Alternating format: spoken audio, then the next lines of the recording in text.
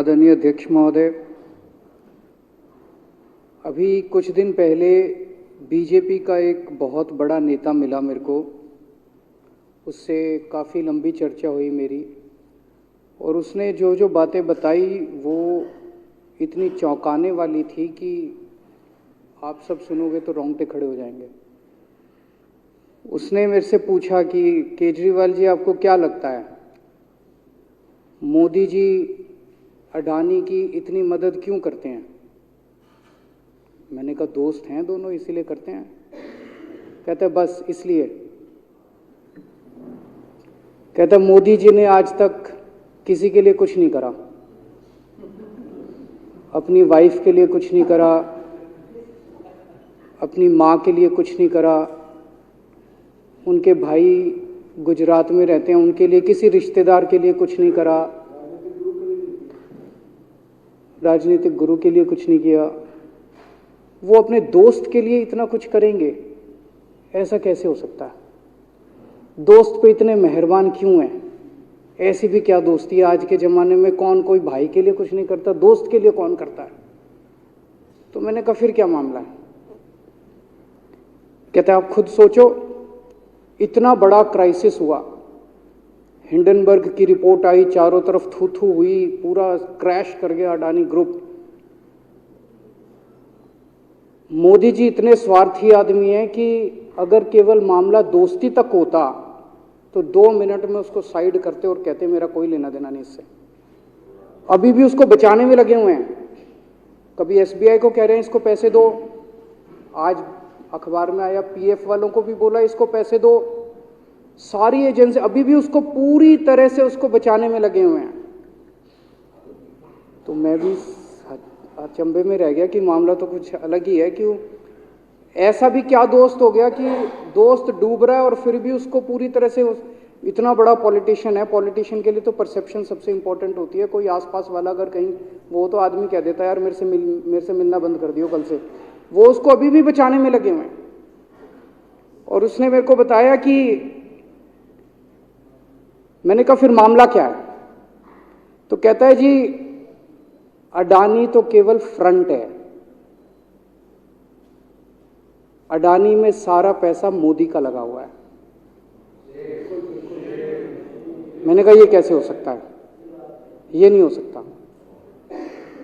कहते हैं अडानी के अंदर सारा पैसा मोदी जी का लगा हुआ है, अडानी केवल फ्रंट है, अडानी तो केवल मोदी जी का पैसा मैनेज करता है, मैनेजर है।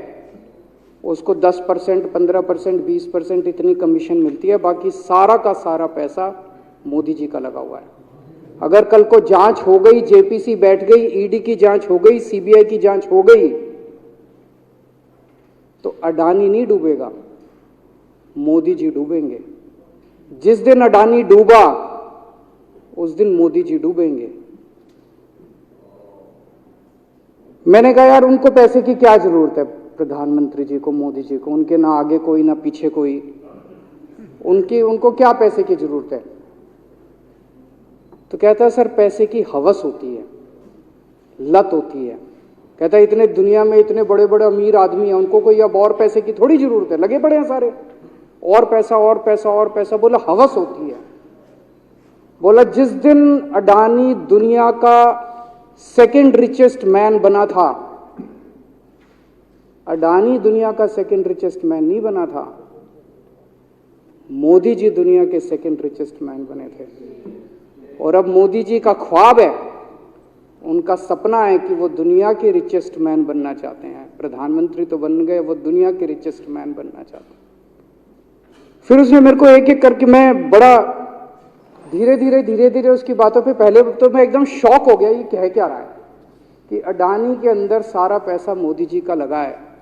फिर वे धीरे धीरे उसने एक एक करके बातें खोल के समझानी चालू की। कहता है मोदी जी श्रीलंका गए, श्रीलंका के राष्ट्रपति राजापाक्सा हैं। राजापाक्सा को मोदी जी ने जबरदस्ती करके वहां का विंड प्रोजेक्ट अडानी को दिलाया। क्यों दिलाया? मैं आप लोगों से पूछना चाहता हूं, आप में से कोई विदेश जाएगा तो वहां की किसी एजेंसी को जबरदस्ती करके अपने भाई को, रिश्तेदार को ठेका दिला के आओगे क्या? ऐसे कोई करता है क्या? मोदी जी ने जबरदस्ती राजपाक्षा के ऊपर प्रेशर डाल के वहां का विंड प्रोजेक्ट अडानी को दिलाया। अडानी को नहीं दिलाया, खुद लिया वो प्रोजेक्ट। वो मोदी जी का प्रोजेक्ट है, वो अडानी का प्रोजेक्ट नहीं है। और ये बात कैसे निकली? वहां का जो बिजली बोर्ड है श्रीलंका का, जैसे अपने यहाँ स्टैंडिंग कमेटी है असेंबली की, पार्लियामेंट की स्टैंडिंग कमेटी है, वैसे उनकी भी पार्लियामेंट की स्टैंडिंग कमेटी होती है। तो वहां पे पार्लियामेंट की, श्रीलंका की पार्लियामेंट की स्टैंडिंग कमेटी ने जब उनके बिजली बोर्ड के चेयरमैन को बुलाया और बोले तूने ये प्रोजेक्ट अडानी को क्यों दिया, तो उसने कहा जी राजापाक्षा साहब ने मेरे को बुलाया था, उन्होंने कहा मोदी जी मेरे पे बहुत प्रेशर डाल रहे हैं कि ये प्रोजेक्ट अडानी को दो। मोदी जी बांग्लादेश गए, बांग्लादेश वालों को बिजली खरीदनी थी, 1500 मेगावाट बिजली 25 साल के लिए। मोदी जी ने वो प्रोजेक्ट भी अडानी जी को दिला दिया। अडानी को नहीं दिलाया, मोदी जी ने वो प्रोजेक्ट खुद लिया। 25 साल तक 1500 मेगावाट बिजली खरीदने का प्रोजेक्ट बांग्लादेश का, वो भी मोदी जी ले आए अपने नाम पे। इजराइल गए, इजराइल के साथ भारत ने कई सारे रक्षा सौदे किए, रक्षा सौदे, वो सारे के सारे रक्षा सौदे अडानी को दे दिए। अडानी को नहीं दिए, मोदी जी ने खुद लिए। अभी 2-3 साल पहले 6 एयरपोर्ट की नीलामी हुई प्राइवेटाइजेशन के लिए, सरकार ने उनकी नीलामी करी, भाई प्राइवेट प्लेयर आके लो। उसमें एक कंडीशन थी कि उसी को दिया जाएंगे ये एयरपोर्ट जिसने पहले एयरपोर्ट का काम कर रखा है। हर सरकारी ठेके में होती है, हम सड़क बनाते हैं, कहते हैं भाई सड़क, जिसको ठेकेदार को सड़क बनाने का एक्सपीरियंस है उसी को दिया जाएगा। हम बिल्डिंग बनाते हैं, हम कहते हैं भाई ये पानी के वाटर ट्रीटमेंट प्लांट लगाते हैं, हम कहते हैं भाई जिसने WTP वाटर ट्रीटमेंट प्लांट इतने लगा रखे हैं उसी को दिया जाएगा। हम सीवेज ट्रीटमेंट प्लांट बनाते हैं, हम कहते हैं जिसको 20 साल का एक्सपीरियंस है, 15 साल का है, उसी को। इसमें भी ये कंडीशन थी कि जिसने इतने साल तक एयरपोर्ट चलाने का काम कर रखा उसी को दिया जाएगा। अब अडानी ने तो कर नहीं, मोदी जी ने तो कर नहीं रखा था, अडानी ने तो कर नहीं रखा था, तो क्या करते? आखिरी मोमेंट पे वो कंडीशन हटा दी गई, बोले कोई एक्सपीरियंस की जरूरत नहीं है। 6 एयरपोर्ट नीलामी पे थे, 6 के 6 एयरपोर्ट अडानी को दे दिए। अडानी को नहीं दिए, मोदी जी ने वो खुद 6 के 6 एयरपोर्ट खुद अपने नाम कर लिए। आज 2021 नवंबर में एयरपोर्ट टेक ओवर किए, 2023 1.5 साल हुआ है। 1.5 साल के अंदर आज एयरपोर्ट का 30%, पूरे देश का एयरपोर्ट का जितना धंधा है, बिजनेस है, उसका 30% बिजनेस जो है वो मोदी जी के पास है। 30%, 1.5 साल के अंदर इतना बड़ा भारत देश, इतने एयरपोर्ट, 30% एयरपोर्ट का बिजनेस आज मोदी जी के पास है। एक और बड़ी इंटरेस्टिंग चीज हो रही है, ये ईडी और सीबीआई को इस्तेमाल करके बंदूक यहां रख के लोगों की फैक्ट्रियां छीनी जा रही हैं। मतलब 10 अक्टूबर 2018 को 10 अक्टूबर 2018 को कृष्णापट्टनम पोर्ट के ऊपर इनकम टैक्स की रेड हुई और 6 अप्रैल 2020 को 1.5 साल बाद वो पूरा एयरपोर्ट अडानी ने खरीद लिया। उसके यहां बंदूक रख के उसको कहा या तो दे दे और या जेल। तो वो अडानी ने नहीं खरीदा, वो मोदी जी के पास चला गया कृष्णापट्टनम एयरपोर्ट। 10 दिसंबर 2020 को एसीसी और अंबुजा सीमेंट पे रेड हुई और 2 साल बाद 16 अक्टूबर 2022 को दोनों सीमेंट प्लांट मोदी जी के पास चले गए। 2020 जुलाई को मुंबई एयरपोर्ट का मालिक था जीवीके, उसके ऊपर सीबीआई और ईडी की रेड हुई, एफआईआर हुई और 1 महीने बाद मुंबई एयरपोर्ट जो है वो मोदी जी के पास चला गया, अडानी के पास चला गया। तो ईडी और सीबीआई पे रेड कराते हैं, उसको धमकाते हैं फैक्ट्री वाले को, कंपनी वाले को कि या तो जेल जा और या तेरी फैक्ट्री हमको दे दे। ये इधर तो सुनते थे, हरियाणा की तरफ ये टुच्ची इधर इसकी फैक्ट्री भी छीन ली, पंजाब में भी सुनते थे इसकी भी फैक्ट्री छीन ली, इसकी। पूरे देश के अंदर ये इतनी गुंडागर्दी मची पड़ी है कि ईडी की रेड करा देते हैं, सीबीआई की रेड करा देते हैं, यहाँ बंदूक रखते हैं और कहते हैं या तो फैक्ट्री दे दे और या जेल जा। ये क्या चल क्या रहा है इस देश के अंदर? इन्होंने अभी थोड़े दिन पहले ऑर्डर निकाला कि सारे जितने पावर प्लांट हैं, जितनी राज्य सरकारें हैं, पंजाब सरकार की, हमारी जो सरकार है, उनके पास भी ऑर्डर आया, सारी सरकारों को जितना उनका कोयले की रिक्वायरमेंट है उसमें से 10% कोयला इंपोर्टेड इस्तेमाल करना पड़ेगा। और इंपोर्ट केवल मोदी जी करते थे, अडानी करता था। तो इसका मतलब आपको 10% अपना कोयला कंपलसरी, जरूरत नहीं है आपको कोयले की, लेकिन 10% कोयला आपको अडानी से खरीदना पड़ेगा। हमारे देश का कोयला 2000 रुपए टन है, इंपोर्टेड कोयला 20,000 रुपए टन है। 10 गुना दाम के ऊपर आपको अडानी से यानी कि मोदी जी से कोयला खरीदना पड़ेगा। इन्होंने सुप्रीम कोर्ट का एक और, जब कोयला घोटाला हुआ था अपने देश के अंदर, तो सुप्रीम कोर्ट ने आदेश दिया था कि अब कोयले की खदानें किसी भी प्राइवेट वाले को नहीं दी जाएंगी, सारी खदानें सरकारें। तो इन्होंने कुछ खदानें राजस्थान सरकार को दे दी, कुछ खदानें छत्तीसगढ़ सरकार को, कुछ खदानें पंजाब सरकार को, सरकारों में बांट दी। बाकी पूरे देश में केवल राज्य सरकारों के पास खदानें हैं। केवल अडानी के केस में उन्होंने एक्सेप्शन करके अडानी को कोयले की खदानें दे दी और उसमें भी ऑर्डर कर दिया कि 4000 कैलोरी से कम वाला कोयला जो है उसको रिजेक्टेड माल माना जाएगा, जबकि वो सबसे अच्छा कोयला माना जाता है और वो रिजेक्टेड माल इसको फ्री में मिलता है। तो कम से कम 2800 करोड़ रुपए का कोयला हर साल फ्री में मोदी जी ले जाते हैं। 2800 करोड़ रुपए का कोयला हमारी खदानों से हर साल मोदी जी निकाल के ले जाते हैं। 2014 में, अभी जो अतिशी जी ने कहा, 2014 में अडानी जी की यानी कि मोदी जी की जायदाद 50,000 करोड़ की थी। 7 साल बाद इनकी जायदाद हो गई 11.5 लाख करोड़। मोदी जी इतना पैसा लेके कहां जाओगे? 11.5 लाख करोड़ रुपए की जायदाद, 7 साल में इतना लूट लिया आपने देश को।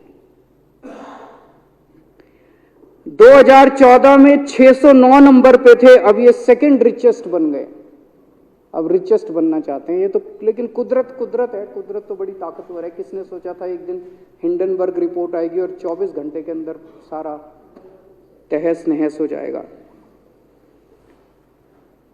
1947 से लेके 2014 तक 67 साल में भारत देश ने, सारी सरकारें जितनी आई सबने मिलके 55 लाख करोड़ रुपए का कर्जा लिया था भारत सरकार ने। 2014 से 2022 7 साल के अंदर 85 लाख करोड़ रुपए का कर्जा ले लिया, दुगने से भी ज्यादा। जितना 67 साल में लिया था उतना 7 साल में ले लिया। ये पैसा गया कहां? ये पैसा गया कहां? ये सारा इनकी जेब में गया। तो मैं जनता को कहना चाहता हूं, आप तो जीएसटी देते हो, अपने बच्चों का पेट काट के टैक्स देते हो, दूध पे, दही पे, हर चीज पे जीएसटी देते हो। वो जीएसटी का पैसा जाता है जनता की उसमें खजाने में, वहां से वो जाता है अडानी के खजाने में और वहां से वो जाता है मोदी जी के खजाने में।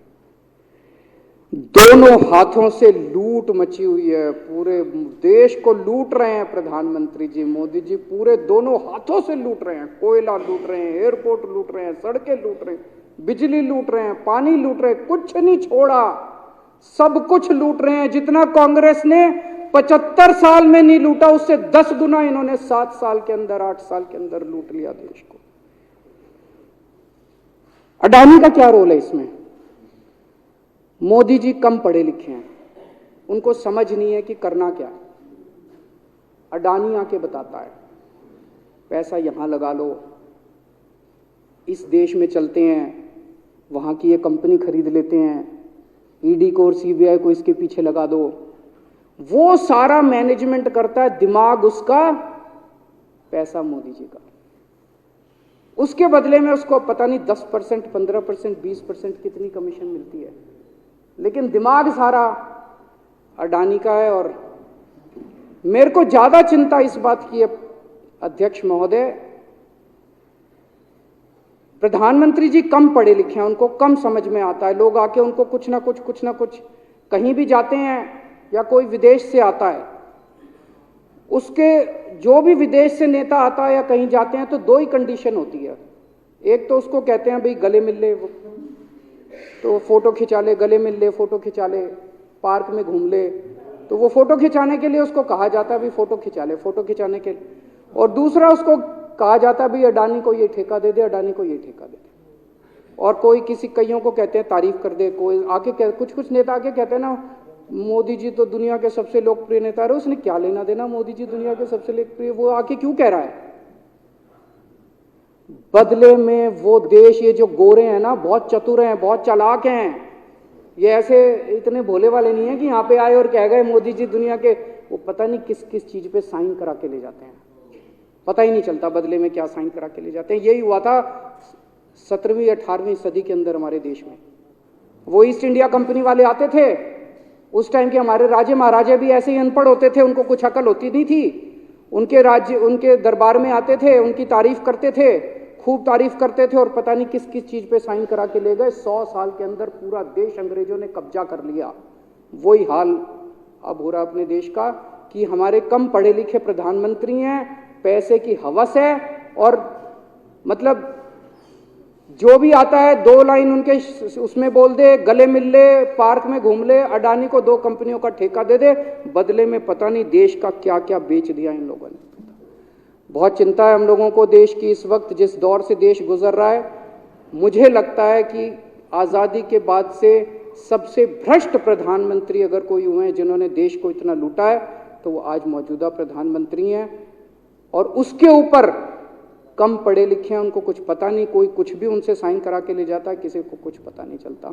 मैं संजीव झा के प्रस्ताव का समर्थन करता हूँ।